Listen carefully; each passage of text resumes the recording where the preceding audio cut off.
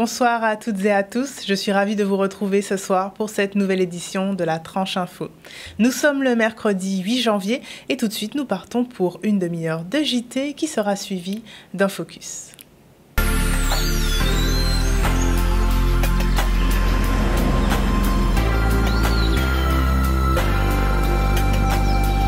Et on parlera encore de jeunes avec les invités que nous recevons aujourd'hui.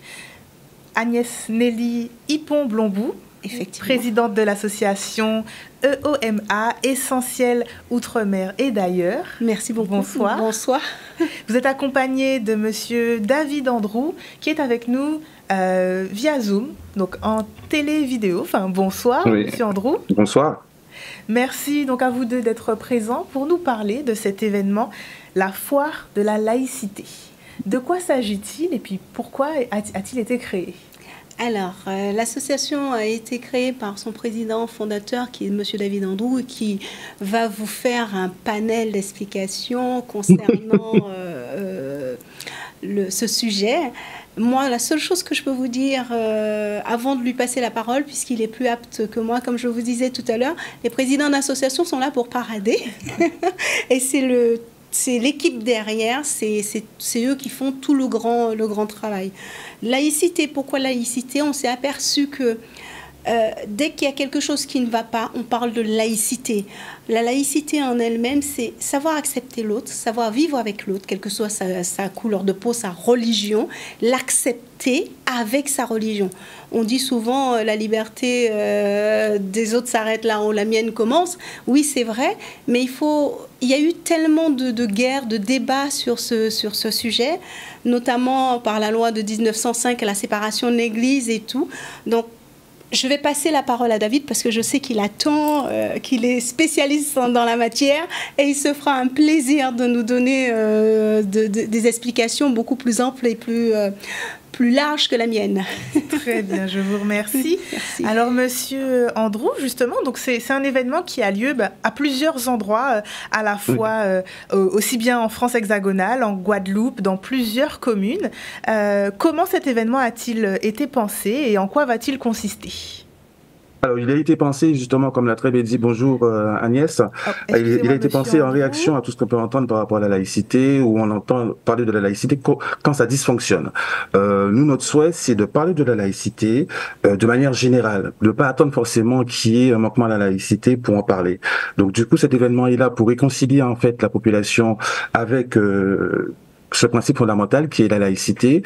Il y a énormément d'associations qui œuvrent auprès de la laïcité, donc on n'est pas là pour se dire qu'on va inventer la poudre, mais on peut dire quand même qu'on peut utiliser la poudre autrement. Donc du coup, de créer cet événement, de parler de la laïcité et surtout de toucher les jeunes, notre public cible, ce sont les jeunes. Et nous remercions d'ailleurs la marraine de l'événement, donc Michael Paty, qui nous a rejoint, qui est désormais la marraine de notre association, fait de l'événement, et qui porte aussi en elle ce souhait de toucher le public enfant pour pouvoir, la jeunesse, pour pouvoir leur apporter toutes les billes de compréhension par rapport à ce volet laïcité et à ses implications, et de comprendre en fait que c'est vraiment un socle de paix sociale.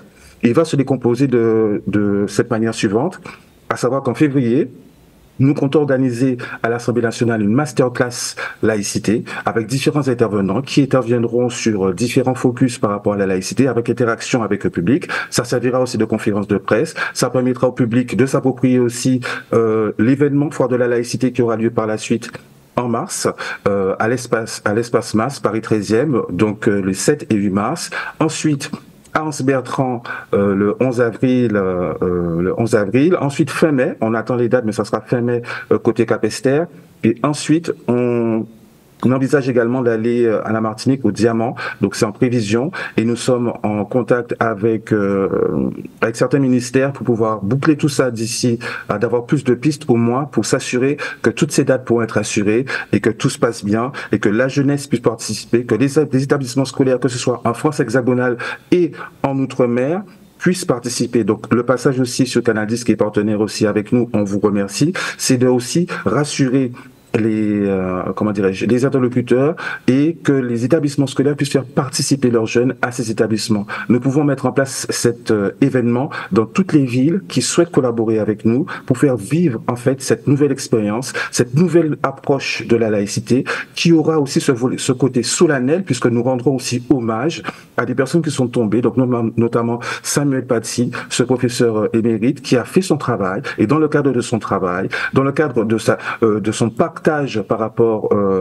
aux enfants sur ce qu'est la laïcité et de ses valeurs et de la liberté d'expression, il a été enlevé, il nous a été enlevé et nous sommes là pour dire stop à tout cela. Et nous, association, nous sommes aussi une force, autant que les sphères étatiques, pour apporter une contribution à cette, comment dirais-je, la compréhension et à la vulgarisation de la laïcité. La laïcité est une chance pour la France, mais encore faut-il connaître et s'intéresser à l'histoire religieuse de la France pour comprendre toute l'importance qu'a cette dissociation des églises et de l'État pour le bien commun. Tout à fait, je vous remercie Monsieur Andrew. Il est vrai que la laïcité c'est un grand sujet, donc vous avez la possibilité, l'opportunité d'apporter au plus grand nombre. Beaucoup d'explications, beaucoup expliquer. En fait, ça remonte vraiment, il faut vraiment connaître l'histoire. Et comme on dit souvent, nul n'est censé ignorer la loi, mais il faut aussi connaître un peu le début de l'histoire de la France, puisqu'on est sous tutelle française. Donc il faut déjà connaître cette histoire-là pour comprendre vraiment ce que c'est que la laïcité qui a été... On a commencé à entendre parler de laïcité à partir de 1881. Donc ça remonte vraiment avant vraiment la séparation de l'Église et de l'État. Et après, il y a toute une histoire derrière, il y a des recherches. Monsieur Andrew, il s'est chargé de nous amener tout ça. Il est vrai, ce matin, je discutais avec un gamin. Alors, j'ai rigolé parce que je lui disais, tu as quel âge? Et il m'a dit, j'ai 8 ans 45. J'étais coulée de rire parce que je n'ai pas tilté tout de suite. Et je lui ai dit, mais pourquoi tu me dis 8 ans 45? Mais madame, il me manque 15 jours pour faire 9 ans. Donc, et je lui ai posé la question, toi à ton niveau, puisque tu as 8 ans 45, est-ce que tu connais le mot laïcité? Est-ce que tu sais ce que c'est? Et le gamin me répond, mais il est de confession autre que catholique. Et puis il me disait, mais je ne comprends pas, quand on est à l'école, on se partage tout. On est des enfants, on se bagarre, mais on est toujours accolés l'un à l'autre. Et quand on grandit, on est con. Quand il m'a dit ça, je l'ai regardé, je lui ai dit, oula, toi, il y a quelque chose qui m'intéresse en toi. Donc, va jusqu'au bout de ta pensée. Et là, je lui ai dit, mais laïcité, c'est quoi? Et puis, il m'a fait une description qui me touche. Et je lui remercie pour ça. Il me dit, laïcité, c'est comme un grand lac, madame. C'est où tous les animaux viennent s'abreuver.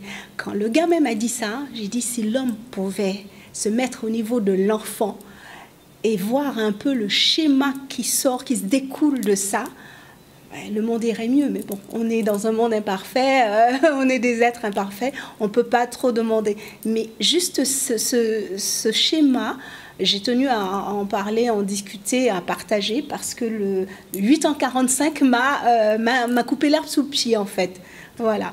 Et on se rend compte que, malgré leur jeune âge, ils ont quand même un esprit qui est assez développé et qui mérite justement d'être encore très créatif. Ouvert, très créatif, tout à fait. Tout à fait, c'est des enfants. Et la maman me disait, mais il est très turbulent. Je lui dis, non, laissez-le, laissez-le.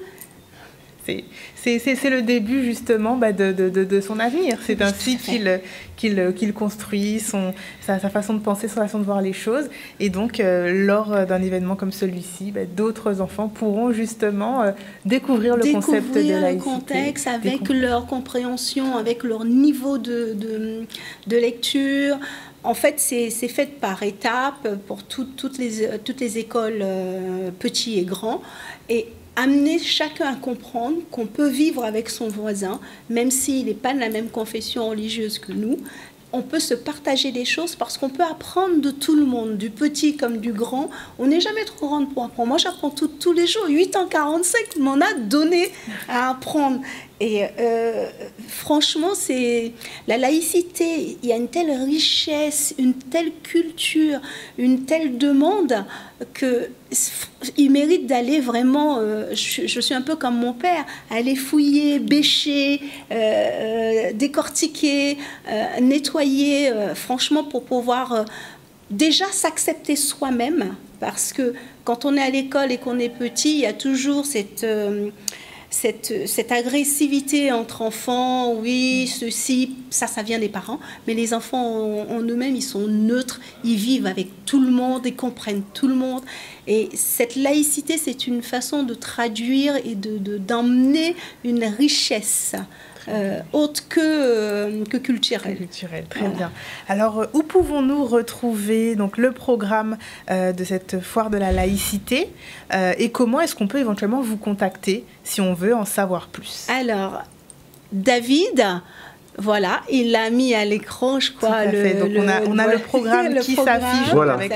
Alors, pour entrer en contact, si nous envoyez un mail à tout en minuscule association@gmail.com. Si une collectivité veut faire participer ses enfants à cette manifestation, on peut mettre en place cette manifestation, que ce soit dans une collectivité, une ville, en Guadeloupe, en Martinique, bref, en Outre-mer ou en France hexagonale. Je tiens quand même, puisqu'on va quand même conclure tout à l'heure, remercier monsieur le député Olivier Servat qui nous soutient, qui va nous permettre. Ou par mail association@gmail.com.